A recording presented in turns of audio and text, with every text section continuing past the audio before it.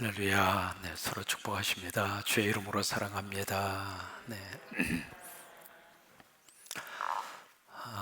유튜브로 우리 금요 성령 집회에 참여하는 여러분 위에도 하나님의 축복이 넘치기를 주의 이름으로 축복합니다. 네, 구한말 지역에 지금부터 한 120, 30년 전이 되겠죠. 그때 이제 함경도 지방에 엄청나게 많은 전염병이 돌았습니다. 그 시절만 하더라도 이 불결한 위생 환경 그리고 이제 낮은 의료 수준 때문에 전염병이 그렇게 많이 돌았습니다. 아마 그 시절이 지금의 이제 아프리카 상황하고 거의 비슷하지 않을까 싶은 그런 생각이 드는데, 그래서 이제 전염병이 돌아서 많은 사람들이 죽어가는 거예요. 근데 그 소식을 듣고 그 평양신학교 교장으로 있었던 마펫 선교사님, 한국 이름이 마포 삼열 선교사님이 그쪽으로 이제 신방을 갑니다. 신방을 가서 보니까 눈뜨고는 볼 수 없을 정도로 말 그대로 비참한 그런 광경이 눈으로 이렇게 보여지게 된 거죠. 근데 이제 어느 한 마을을 이렇게 지나가는데 마을 사람들이 길가에다가 웅덩이를 파고 거기다가 물을 팍 갖다 붓는 거예요. 물을 붓더니 그 위에다 나뭇가지로 다 위를 이렇게 덮어놓는 거예요. 그래서 이제 그 모습을 보고 이 마펫 선교사님이 왜 그렇게 하십니까? 하고 물은 거예요. 궁금하잖아요. 왜 마을에 웅덩이를 파고 왜 물을 붓고 위에다가 나뭇가지를 덮을까? 이렇게 물으니까 마을 사람들의 대답이 참 기가 막힙니다. 전염병이 우리 마을에 오다가 여기에 풍덩 빠져 죽으라고. 그게 조선이었습니다. 그랬던 나라가 지금 코로나19라고 하는 전 세계적으로 유행하는 이 팬데믹 그 상황 속에서 초창기에는 우리 한국이 마치 이 바이러스 전염의 슈퍼 전파자처럼 그렇게 인식되어졌던 우리나라가 이제는 완전히 역전이 됐습니다. 이태리의 국영방송에서 우리 한국에 직접 취재를 하면서 한국의 방역 시스템을 좀 우리한테 가르쳐 달라고. 이태리 같은 경우에 있어서는 심각하잖아요. 거의 확진자의 10%가 지금 죽어 나가고 있고요. 그래서 이제 거기 당국에서 도대체 우리가 하고 있는 것이 지금 뭐가 잘못됐느냐, 당신들의 입장에서 우리나라가 지금 대처하고 있는 것에 뭐가 문제점이 있느냐, 그걸 솔직하게 이야기를 좀 해주세요. 이제 그런 부탁을 하기도 하고, 한국의 방역 시스템을 과연 어떻게 했길래, 왜냐하면 갑작스럽게 팍 하고 올라가서 하루에 거의 900 몇 명까지 치고 올라갔었잖아요. 그러다 이제는 톡 떨어져서 어느 정도 100명 미만으로 어떻게 그렇게 관리를 할 수가 있었느냐고. 이제 거기에 대해서 이제 궁금한 거예요. 그래서 이태리의 TV 방송국이 그것을 이제 한국에 제안을 하고 인터뷰를 할 정도로, 뉴스위크라고 하는 세계적인 그런 신문이 있습니다. 거기에서 한국이 이번에 몇 가지 쭉 대처를 잘한 것 4가지를 거기서 지적을 하고, 거기다가 우리 미국도 한국을 좀 따라서 하자 하고 제시한 것이 있습니다. 그 중에 하나가 위기 상황 속에서 선제적인 대응을 했다. 가만히 기다리지 않고 막 적극적으로 했다는 거예요. 공격적으로 하고. 그것이 이제 우리 한국이 이 코로나 상황 속에서 잘한 것이고, 두 번째는 조기 검사. 하루에 15,000명씩. 그리고 이제 검사 결과도 몇 시간 만에 나올 수 있도록. 이게 우리 성격하고 딱 맞습니다. 이게 우리는 빨리빨리 안 하면 못 견디는 거예요. 그러니까 이 빨리빨리를 참 하나님이 묘하게 우리 민족에게 주셔서 어쨌든 이것도요 막 그냥 빨리빨리 그렇게 하다 보니까 이 검사 키트도 빨리빨리 만들어내고 검사도 빨리빨리 하고 그 검사 결과도 빨리빨리 하고, 우리는 기다리게 하면 그냥 열받쳐가지고 못 기다리거든요. 그렇게 하다 보니까 하루에 15,000명씩. 미국 같은 경우에는요 심한 경우에 결과를 아는데 6일 걸립니다. 근데 한국은 몇 시간 만에 결과를 알 수 있도록, 그것이 한국이 코로나19를 대처하는 너무 좋은 방법이었다. 그 다음에 세 번째는 확진자, 감염이 된 사람, 그 다음에 감염자하고 접촉한 사람들, 그 사람들을 다 추적을 해서 우리 대한민국 눈이 전부 다 시력이 2.0입니다. 이게 숨어 있어도 숨어 있을 수가 없습니다. 곳곳에 CCTV가요 거미줄처럼 쫙 있어서, 제가 월명고원 갔다가 이렇게 내려오는데 누가 그래요, 목사님 몇 시에 누구하고 같이 거기 갔다 오셨죠? 그러더라고요. 그 누구가 연자십니다. 어떻게 알아요? 그랬더니 거기서 이제 내려오는 거기에, 우리 고건사님 거기 그 카메라가 있습니다. 그 카메라를 보시고 목사님이 거기서 내려오시네. 그러니까 CCTV로부터 시작을 해서 우리 GPS 다 핸드폰 다 가지고 계시잖아요. 그 다음에 카드 쓰는데요, 이거 할 것 없이 이게요 감출 수가 없는 거예요. 감추면 어떻게 해서라도 다 추적을 해서 당신 거기 가지 않았느냐고, 빨리 이실 짓고 하라고, 그렇게 해서 샅샅이 다 뒤져가지고 전부 다 그것을 추적하고, 그리고 격리하고 감시를 하고. 그러니까 그런 우리의 시스템 자체가 감출 수 없는 그런 사회로 그렇게 만들어 준 거예요. 그게 불편한 점도 없지 않아 있습니다만, 왜냐하면 사생활이 다 이제는 모두가 다 노출되는 거예요.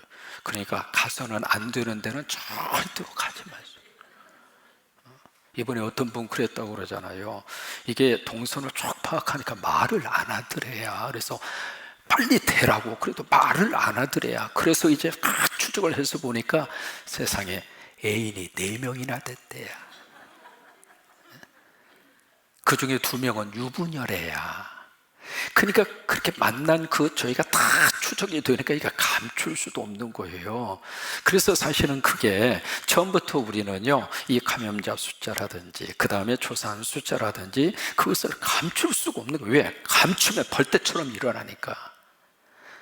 어쨌든 그런 사회적인 분위기 속에서 처음부터 다 공개를 하고, 처음에는 그것 때문에 엄청나게 이 정부가 도대체 뭐하고 있느냐 말이야, 지금 뭐하고 있느냐고, 그러면서 수없이 많은 말들이 쏟아졌습니다마는 지나놓고 나니까 오히려 그것을 다 열어서 투명하게 공개를 하니까 미리 예방도 할 수 있었고, 미리 준비도 할 수 있었고, 미리 자가 격리도 할 수가 있었고, 그 다음에 4번째로 가장 중요하게 꼽는 것이 바로 뭐냐면 성숙한 시민의식입니다. 지금 우리도 다 지금 마스크 다 쓰고 있잖아요. 마스크 안 쓴 사람은 차상용밖에 없어. 이게 성숙한 시민의식입니다. 교회와 성도들도 똑같이 그렇게 앞으로 하셔야 됩니다. 여러분, 이게요 몇 주 내로 끝나지 않습니다. 지금 아무리 빨리 잡아도 7월 8월까지 이야기하고 있거든요. 근데 그것도 지금 예상하는 것뿐이에요. 맨 처음에 이게 막 터졌을 때 3월 말쯤 잡힐 것이다 이야기했습니다. 이게요 잡힐 것 같지만 잡히지 않는 것이 이 바이러스입니다. 어디서 어떻게 튀어나올지를 모르거든요. 그래서 이게요 쉽게 끝날 수 있는 문제가 아닙니다. 그래서 우리가 장기전에 대비를 해야 돼요. 그래서 대비를 해서 나름대로 철저하게 준비도 하고, 사회적인 거리도 철저히 우리가 지켜가고, 그러면서 또 우리들이 예배는 어떤 일이 있어도 붙들어야 되잖아요. 여러분 인정하시면 아멘 한번 하실 거예요. 예배는 어떻게든지 붙들어야 되잖아요. 그죠? 정부에서 요구하는 거 우리가 다 지켜가면서, 또 하나 우리가 기도해야 되고, 아버지 앞에 나와서 아버지 앞에 간구해야 되고, 그리고 찬송하면서 우리의 영성도 살아나야 되겠고, 그렇죠? 그래서 이제는 이게 딱 터지고 난 다음부터는 예배에 몇 명 나왔느냐 숫자 개념이 없어져 버렸습니다. 왜냐하면 한 분 한 분이 너무 귀한 거예요. 목회 평생 하면서 제가 이민 목회도 했습니다마는 이렇게 한 분 한 분이 소중한 것을 이제야 철들고 알았어요. 참, 목사도 철이 참 늦게 들어요. 이 어려운 상황을 이렇게 겪다 보니까는요, 한 분 한 분 이렇게 와 계시는 분들이 너무 귀하고 너무 소중하고, 그래서 이제는 인원에 상관이 없이 예배의 문은 항상 열어야 되겠다.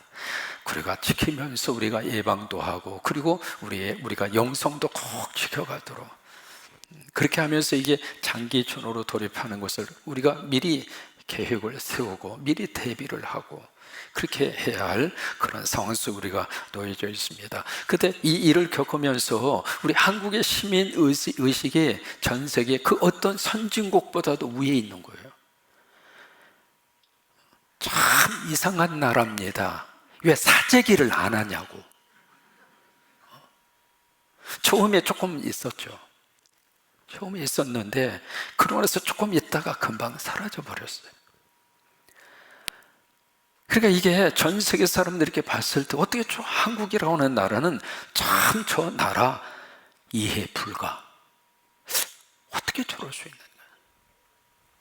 여러분, 평범한 이 시민 의식과 성숙도라고 하는 것은 문제를 만나 보아야 그게 드러납니다. 드러나는데 참 묘하게도 전 세계가 공통적으로 나오는 것이 다 사재기입니다. 왜 그럴까요? 첫째, 정부에 대한 불신입니다. 그러니까 사람은 본능적으로 사놓을 수밖에 없는 거예요. 저희들도 지금 아들하고 딸하고 통화하면서 야, 먹을 건 충분하냐? 그게 첫 마디입니다. 그러니까 본능적으로 이렇게 먹을 것을 사재기 할 수밖에 없는데 이게 그런데 왜 이렇게 휴지를 갖다가 사다가 놓느냐고. 그게 왜 그러냐면 중국에서 휴지의 원료를 중국에서부터 수입을 하는데 그 공장이 완전히 닫아버렸다는 거예요. 그래가지고 더 이상 휴지 공급이 안 된다는 거예요. 근데 가짜 뉴스입니다. 그러다 보니까 그게 이제 쫙 공포, 불안 심리 그런 쪽으로 가서 막 여러분 휴지가 없다고 생각을 해보세요. 볼일 보고 나서 어떻게 처리를 합니까? 휴지가 없다고 생각을 해보세요. 이건 뭐 그냥 이게요, 사람이 어떤 이런 최악의 상황을 딱 부딪히면은 별거 없습니다. 여러분, 이런 상황을 우리가 겪으면서 더 하나님 의지하는 우리의 믿음의 사람이 될 수 있게 되기를 바랍니다. 그래서 이 위기 상황 속에서 우리 이제 시민의식이 그렇게 하나가 돼서 우리가 초등학교 졸업하면서 불렀던 노래 있잖아요. 앞에서 끌어주고 뒤에서 밀면 꼭 우리나라가 그래요. 아침에도 우리 구장노님하고 잠깐 이 성당에서 모닝 세트를 같이 모으면서 장노님이 너무 감동적인 동영상을 하나 보라고 그래서 오늘 장례식을 마치고 교육자들하고 아침을 먹는데 장로님이 이 동영상을 좀 봤으면 좋겠다 이렇게 보는데 밥 먹기 전에 감동을 해 눈물 나게 하더라고. 그 동영상 내용이 그래요. 그거 보면서 장로님 굉장히 아침부터 울게 만들고 말이야. 그냥 그 동영상 내용이 너무 감동적이에요. 감동적. 어느 한 슈퍼마켓에서 아버지하고 아들이 들어왔죠. 그래가지고 아들이 훔쳤나요? 훔친 거예요. 그래서 슈퍼마켓 주인이 딱 붙들어서 보니까 우유하고 그 다음에 빵인가요? 뭐 그것을 이제 훔쳐가지고 달아나다가 딱 들킨 거예요. 그래서 야 이놈아 이거 훔쳐가면 되느냐? 그래서 이게 딱 이렇게 잡고 보니까 기초 생활 수급자예요. 그 집에 또 아파하는 식구가 또 있고요. 그러니까 배고파서 너무 배고파가지고 와서 우유하고 그 빵을 훔쳐간 거예요. 못 견뎌가지고. 그래서 이제 그 사연을 듣고 경찰이 신고를 했겠죠. 그러니까 경찰도 하고 그 사연을 듣고 이 경찰이 세상에 지금 세상에 어떻게 밥을 굶는 사람이 있느냐 그 말이에요. 그래가지고 거기 가게 주인이 나 처벌 원하지 않는다고. 나 처벌 원하지 않는다고. 그 훔친 것이 한 10,000원 조금 밑에예요. 그래가지고 이제 처벌하지 않겠다고 그러니까 훈방 조치하니까 이 경찰이 데리고 가다가 어디로 가냐면 옆에 있는 식당으로 간 거야. 벌써 밥이라도 먹여주고 가고 싶다. 참 좋은 사람이죠. 그래서 이제 밥이라도 먹으라고 이렇게 따뜻한 국밥이라도 먹이고 싶어서 가서 이제 밥을 시켜가지고 먹고 있는데 어떤 회색 옷을 입은 어느 한 중년의 신상분이 갑자기 쑥 들어오더니 그 밥을 먹고 있는 테이블 위에다가 봉투와 이만한 저기를 봉투를 갖다 탁 하고 놓고 가는 거예요. 이게 뭔가 싶었더니 저 사람이 무슨 사람인가 봤더니 그 가게 안에서 막 이 아이가 그 사정을 이야기하고 미안하다고 죄송하다고 이제 그런 사연을 먼 발자에서 들은 거 이 사람이. 그래서 이 사람이 집으로 가다가 그냥 그 ATM 돈 빼는 데 가가지고 돈을 빼서 20만 원을 봉투에 담아가지고 그리고 필요한 거기에 몇 가지 음식 그런 것을 이제 사가지고 밥을 먹고 있는 테이블 위에다가 탁 놓고 간 거예요. 그게 이제 사연이 알려져서 그 아버지는 직장을 구하게 됐고, 그 아이하고 그 가정에는 좀 가게에서 계속 이렇게 좀 상품을 대주겠다고 그러고, 이제 그 모습을 보면서 참 우리나라가요, 정이 그렇게 많아요. 옆에 있는 분 보세요. 마스크 썼지만 인상은 참 좋습니다. 그리고 이렇게 정이 그렇게 많아요. 그러니까 힘들 때에는 같이 콩 한쪽도 어떻게 해요? 놓아 먹고자 하는 그 마음이 우리 민족 속에 이렇게 저변 속에 쫙 그렇게 깔려져 있어요. 그러다 보니까 어렵지만 힘들지만은 당신도 먹고 나도 먹고, 이제 그런 의식이 이번에 이 어려움과 고통을 딱 당하고 나니까 그런 좋은 이웃들이 우리 주변 속에 그렇게 많이 있는 거예요. 그래서 앞에서 밀어주고 뒤에서 어떻게 돼요? 앞에서 끌어주고 뒤에서 밀어주고. 앞에서 밀어주면 안 되지. 그래서 이제 같이 그렇게 앞으로 이게 장기화되면서 우리가 교회도 그러고 우리들이 보살펴야 할 사람들이 굉장히 많아질 겁니다. 이제 그분들을 우리가 외면하지 않았으면 좋겠고, 그분들을 따뜻한 밥이라도 먹일 수 있고, 굶주린 상태로 잠자리에 들지 않도록 해야 할 필요성이 있을 것 같고, 또 그런 데에 대해서 우리가 미리 잘 준비할 수 있는 우리 모두가 될 수 있게 되기를 원합니다.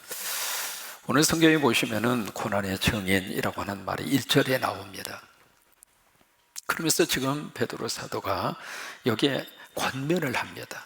누구한테 권면하느냐면 1절에 보시면 장로들에게 권면을 합니다. 그러면 여기 목사는 어디 갔는가? 이렇게 질문을 던질 수 있잖아요.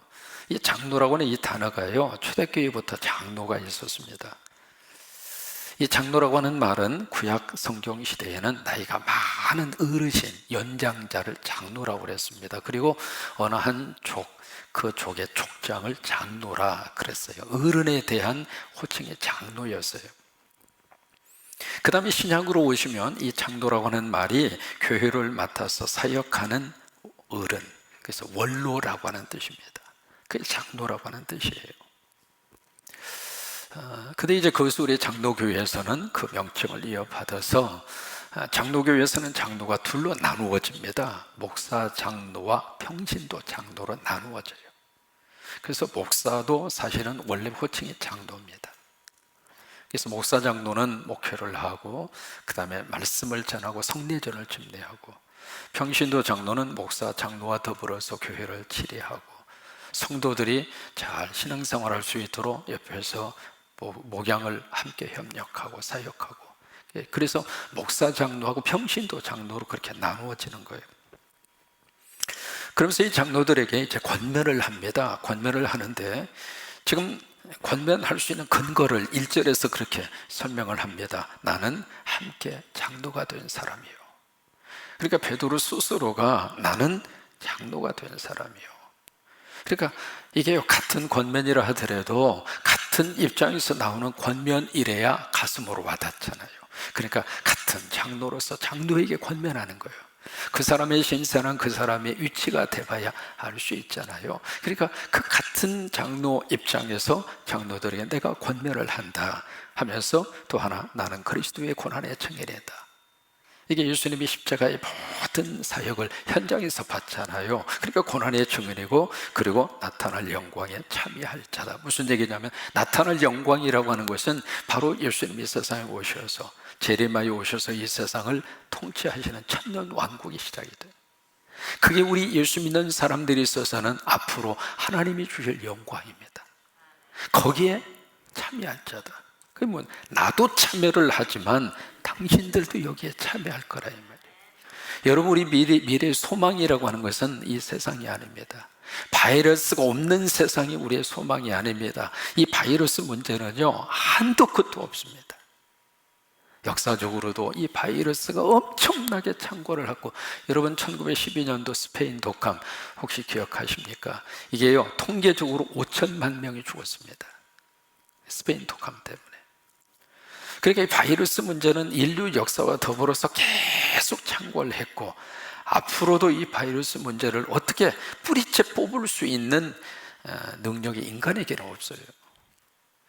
그러니까 우리들이 소망하는 것은 장차 나타날 하나님의 나라입니다.